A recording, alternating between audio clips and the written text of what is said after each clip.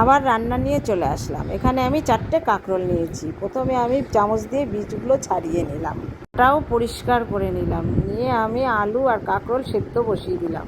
এখানে আমি একটা কড়াই বসিয়ে দিলাম, তাতে তেল দিয়ে একটু কালো জিরা ফোড়ন দিয়ে আর একটু সর্ষে ফোড়ন দিয়ে একটু কারি পাতা, শুকনো লঙ্কা আর একটু কর্ন দিয়ে দিলাম।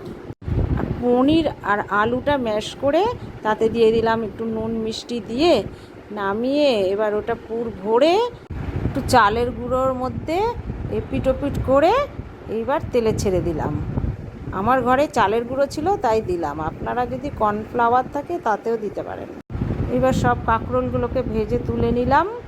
এরপর কড়াইতে তেল দিয়ে গরম মশলা, শুকনো লঙ্কা, সাদা জিরে সম্বাদ দিয়ে এইবার ডুমো ডুমো করে আলু ভেজে নিলাম।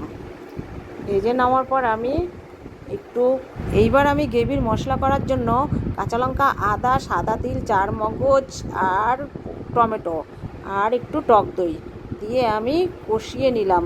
এরপর ভাজা কাঁকরোলগুলো আমি দিয়ে দিলাম, দিয়ে গরম মশলা আর ঘি দিয়ে নামিয়ে নিলাম।